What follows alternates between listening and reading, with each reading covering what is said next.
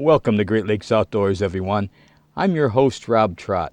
On this week's show, Susie and I are going to show you the first few days of our firearms deer season here in Curran, Michigan, where we're once again the guest of Dr. and Alberta Conrad. So you stay tuned. We'll be right back with more of your Great Lakes Outdoors.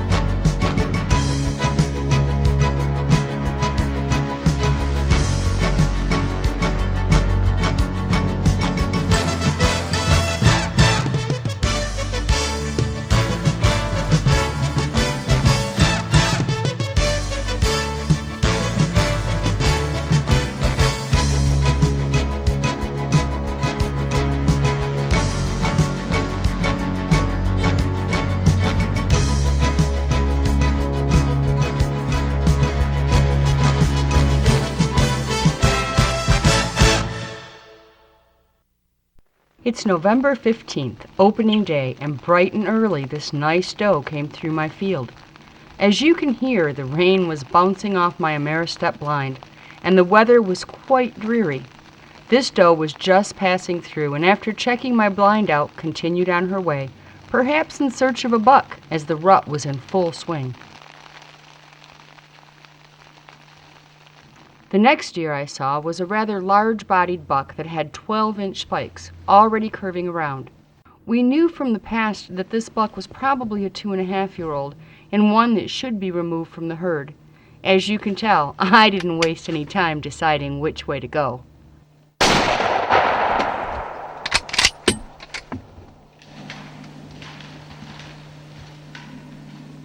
And he's down.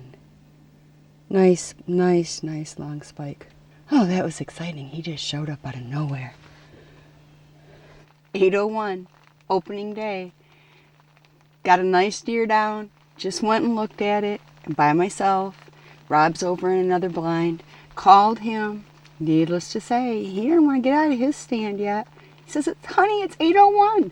So this is what I'm going to do. Got my tag ready. Everything's ready to go. I'm going to take the camera out. It is raining. I'm going to show you my buck. I'm not going to dress him. I am going to tag him. See, it's ready. And then I'm just going to let him stay there. He's about 15 yards from where I hit him. Beautiful, double lung. I watched him crash. I don't know if the camera saw it. There's advantages to being by yourself. You get to hunt. Disadvantages being by yourself. You don't have a cameraman moving like you need to. So anyhow, I'm not going to ramble at you. I want to keep hunting. I'm on my restricted license now. I need to shoot 4 on one side, Michigan rules. So come with me. I'm going to show him to you. We're going to tag him, and I'm done. And Rob's calling me again. Hang on. Electronics. Yes, dear. I'm taping as we speak. Anything you want to say?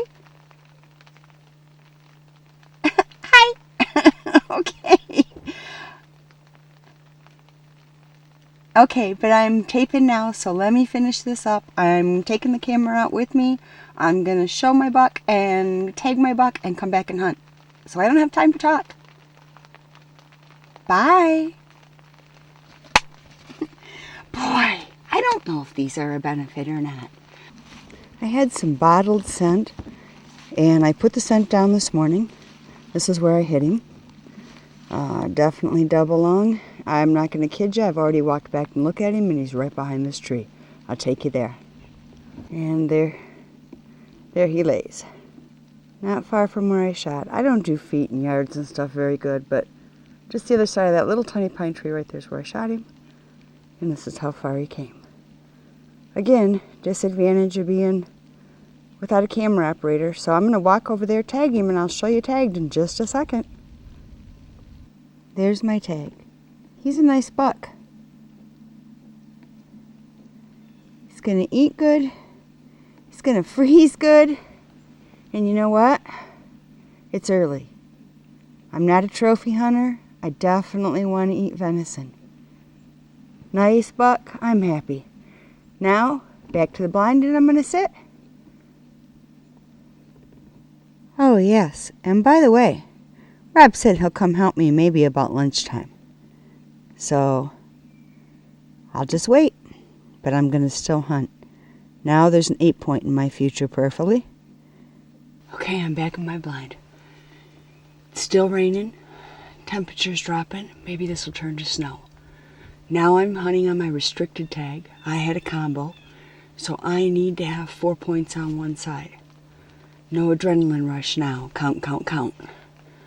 Of course, the host, you know Rob, if it was him that shot the deer, he'd say, come on, come on, come on, come on, we gotta finish the video. Being as I shot the deer, he wants to keep hunting. That's okay with me. I hope what I taped works. If not, I'm still hunting. So now I have to pray that I can do it again. I have 4 more days. And it's early. So let me get back to hunting. It's 8:10 a.m. and this lone doe passed through my area. It's the second deer I've seen so far. I had a 4-point pass through at around 7:12 at close range, and I decided to let him walk. It turned out to be a wise decision, right, Susie? Me again. Guess what? It's 8:48. Rob shot 2 minutes ago. Just called me electronics, you know. He shot a white deer. Says it's a 6-point. Says he's looking at it. He's all excited. But what did I tell you? If it was his deer, I'd have to go. If it was my deer, I'd get to keep hunting. So it's less than an hour past my deer. I'm up with my camera out of here to go get Rob's video. I'm excited. I've never seen a piebald deer. So let's go. Well, folks, as it turns out, you're not going to believe this story. It's I guess it's a trot story, but Trot weather. yeah. I was talking to Sue on the phone about, what time was it, Sue? 8:45 when you were talking to me and said you had to go. And we have a family that comes through here, I guess. There's 2 button bucks and a mom, and we saw them yesterday when we were putting up the stuff in the blind, and they came back this morning, and I said, well, I got to go. There's some deer coming, and I called her right back and said, no, it's just our resident family that comes through here all the time. So at 8:45, 8:46, like Sue said, we're talking back on the phone again. I looked over here to the left, which there's no way I can swing the camera over there. I've got it set for this way and this way. I looked over here, and I thought at first, I said, what is that? It's all white. It didn't register. And all of a sudden, I said, Sue, I got to go. I think that's that white buck. And I hung up the phone, and I looked out the window here, and he had his head down. He was eating the grass going along there. And all at once, he lifted up his head a little bit, and I had my binoculars on him, and sure enough, he had a rag. So I shot him, and of all deer, I knocked him right down. He went right down and never moved. If you ever did not want to chase one, it'd be this deer. Turns out he's probably 80, maybe 85% white. He's just gorgeous. Can't we just go see him? Yeah, I think so. Do you want to do that? Yeah, and in that story, it sounded like it was a really long time. We quit talking at 8:45. I looked at my phone. It was 8:46 when you shot. Yep. And right now it's a little after 9, quarter after 9 or so. So Can we go? yeah, we can go see it. I've already tagged him. I went down there immediately and tagged him. Very carefully tagged this one because I didn't want anybody, and while you were coming over here, to run out there or something, you know. So he's all tagged already. I've already checked him, and he's gorgeous. But I know you're excited because you haven't seen him I've yet. never seen a piebald. I pasted off just for the records. It's 116 yards. Rob's buck is a piebald. They are all different and vary from some white to mostly white with brown patches. They have been legal to shoot in Michigan for many years. Typically, 1% of whitetails are piebald. Yeah, you're not going to believe it, Bob, when you see him. Thanks for coming. You could be here tomorrow morning then. Okay, bye-bye.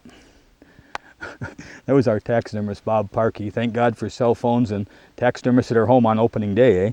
Because Sue and I looked at this, and we both knew we were going to get a full body mount of this. This is just 1 in a million. I mean, this is about 85%, I would say, white, but it's definitely piebald as piebald could be.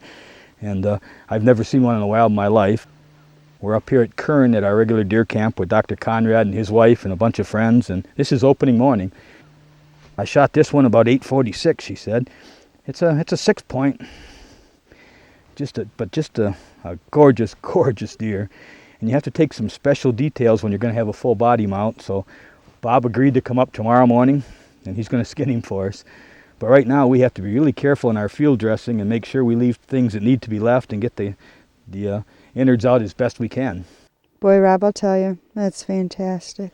Yeah, it's a dream, Sue. I mean, when Dr. Conrad said, and Alberta said they saw this right near my blind yesterday, like I say, I paced it off, it was 116 yards, and I first looked out here and I said, gosh, what is that? It just didn't hit me that, you know, when you see it, they say there's a white deer here, but when you actually see it, I thought it was I didn't know what it was. I thought it was a sheep or, so what is a sheep or a ram or something doing in this field? But and then it hit me, duh. That's that white deer. So, but gosh, that's going to be just a gorgeous, gorgeous mount. You know, I just can't even imagine. And it's really good we got somebody like Bob that's willing to come up here. He's about 2 hours away and skin it for us, because one bad slice on this and he's got problems. You know, so. I don't know. He told me that he's good. He can fix anything. Well, yeah, I remember the show we had on a few weeks ago where he fixed a deer that ran into a tree of yours, if I remember right. I don't want to talk about that. Bob put that back together, and I'll tell you what, you would never, he is good. I mean, I know where that rack was broken. You can't even see it. So. Had to bring it up, didn't you? I guess this morning when I passed that 4 or 6 point, you know, now we're both down to an 8 point, and this was a 6 point. It could be a 7 point. It's got to have true. 4 on one side, But right? my point is, had I shot that one this morning and this one came out, guess what? Couldn't have shot it. So, you know, why don't you just get some shots of this so everybody can see it, though, Sue? I'm just ecstatic, obviously, as anybody would be if you're a hunter and see something like this that you just never would dream you'd see in the field. Well, we've got both deer dressed, both deer loaded on the bad boy. We're ready to go back to our blinds, and we've well-deserved lunch. It is opening day, November 15th. We are in Curran, as we've told you before, and where we've hunted for years and years and years. But we had a first this morning, one that's never happened in either one of our history of deer hunting. The power went out in camp this morning. Rob was in the shower at 5 o'clock.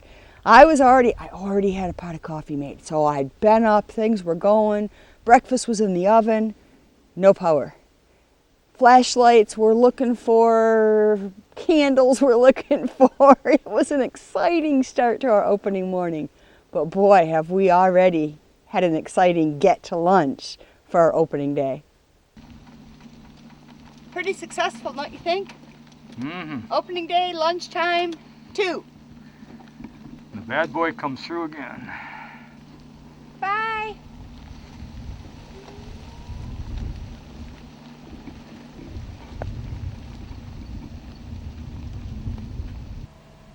It's almost the end of day 1. It's about the last 45 minutes of daylight. Weather hasn't changed much. Combination of snow and rain. A lot less gunshots this afternoon than there was this morning.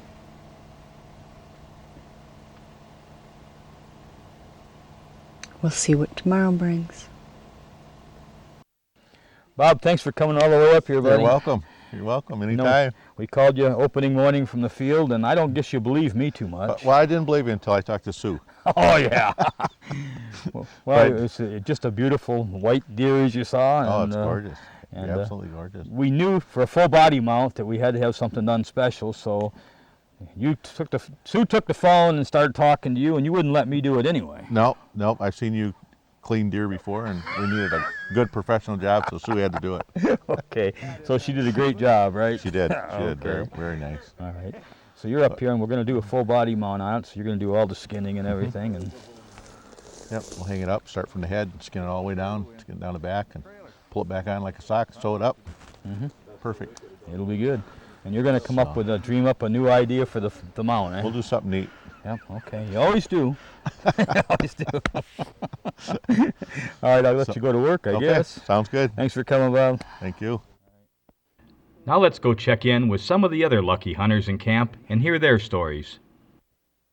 Josh Smith, this is your first deer, isn't it? Yep. How old are you? I'm 12. This is your first year up at this camp? Or? Yes, it is. Well, it's a doe. It's a nice doe. Why don't you tell us what happened?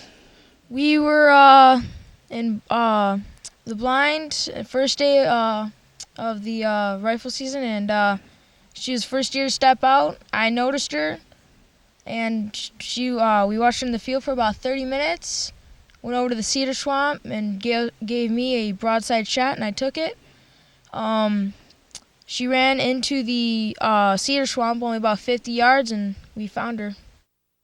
J.J. Constance, this is an 8-point. Beautiful deer. Tell us your story. It was opening morning, and I decided to hunt down in the cedar swamp and didn't see anything. It started raining a little bit, and then out came a doe. And behind that was a little 3-point, and then for some reason the doe took off, and that little 3-point chased after it. Kept my gun up on the window, and out came this 8-point, nose to the ground. He was running after the doe. Took the shot while he was on the move. Didn't know if I hit him or not. Ended up hitting him, found the blood trail. Lost the blood trail, and then my grandpa ended up finding the deer. And that's really all that happened. Now, your grandpa hasn't got a deer yet, right? No. But I think you better thank him for that, right? Yeah. He's kind of helped you find this, didn't he? Yes. That's what I thought. Okay. Marv Smith, this is the one your son told us about, Josh. Yeah.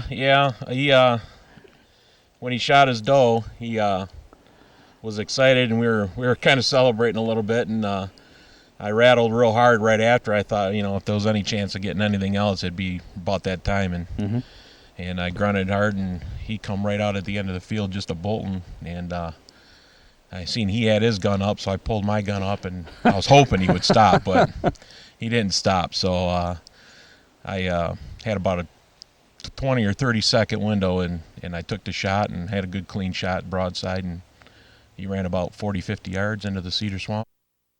Al Hoxie, your grandpa that everybody's talking about here. Yeah, I've been coming up here for quite a few years. My grandkids are now coming up. It's a lot of fun. And you kind of helped this guy track it. Yep. I had to track 2 bucks yesterday. Got lucky, found them both. We had another clean miss, so that was a good thing. We couldn't find any blood or anything, so that was a good deal. And you yourself you've seen some though, haven't you? Just haven't got a shot yet. Yeah, I've let a couple spikes go. I'm more up here to watch the kids hunt and stuff. I enjoy seeing the kids get deer. Tell us about that. We have some grandsons. They're almost old enough. I can't wait to bring them up here. That's got to be a fun feeling. Oh, it is. It's really what it's all about with me, with the kids. It's so enjoyable to see them, the expressions on their face and stuff when they get their animals. Absolutely. And we got to keep the kids coming because that's the future, That's the future of hunting. That's correct. Absolutely. On the second morning, I had a real nice 6-point sneak by. I had to let him walk, though, as I was on my restricted license, and he needed 4 points on one side. I think he knew he had a free pass, too, because he ended up within 20 yards of me when he stared at me for nearly 2 minutes before walking away. Back at my blind, I had more deer walking around back and forth, and the snow was starting to fall.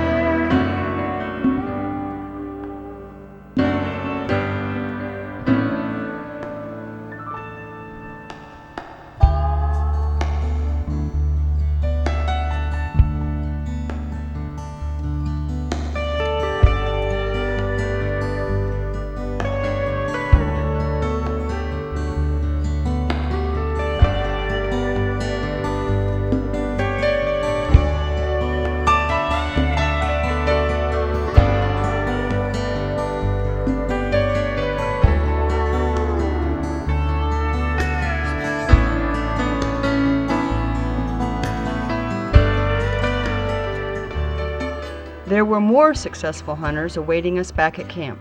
Let's go see what they have to show us. Randy, I'm about even with you now. You're in that chair, but you had an operation on your leg, didn't you? Yeah, I had a problem with the bone here. I had to have like a rod put through the middle of it over here, and at least it was better than last year. At least I made it through the first 3 or 4 days there anyway. So well, you've been on crutches, and Bob Parkey offered to take care of you, but you didn't like that. He had well, that scalpel in his hand. He was about the third one and offered to, give me a hand with my leg here, and I said, oh, I'll pass on it, you know, so. Well, you made it anyway, and you got just the third night. Nice 6-point. Now, tell the whole story. All you did is pull the trigger, basically, from what I remember.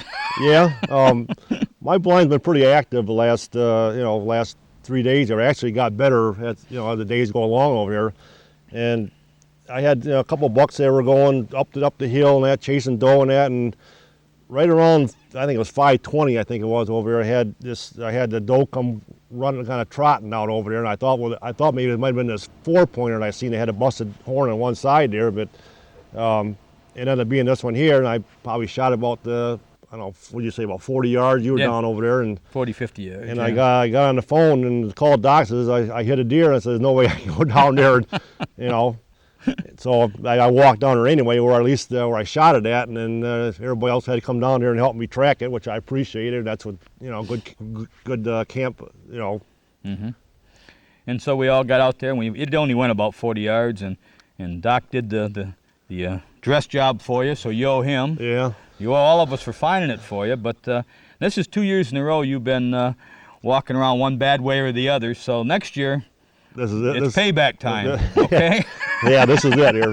All right. I should have no more problems here, hopefully. All right. Congratulations, Randy. Well, thank you very much. All right, good 6-point. Well, we're here with Doc and Alberta Conrad. In Alberta, this nice 7-point you took the second day. Yes, I did. Tell us the story about it. You haven't got one for, what, 2 years now? 2 years. Okay. Well, my husband decided I should sit in his blind. Oh, not again. That's what happened last time. So I said, oh, okay. So I'm sitting there, and a little while let 2 does go, and I thought, that one's acting funny.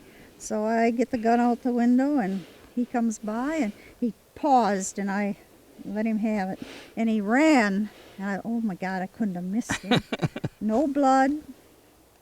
So he heard me shoot, so he comes, but I got the bigger one this year. Out of his blind. Out of his blind, once again. Yep. Doc, what's that? Oh, this is a little spike horn. Okay. And he was chasing a doe, and they crisscrossed the road in front of me about 3 times. And I figured the third time, if you stop in the road, that's the end. And I let him have it. Now, overall, I think we ended up, right now, this is the 4th day, and I think that's 8 bucks and a doe.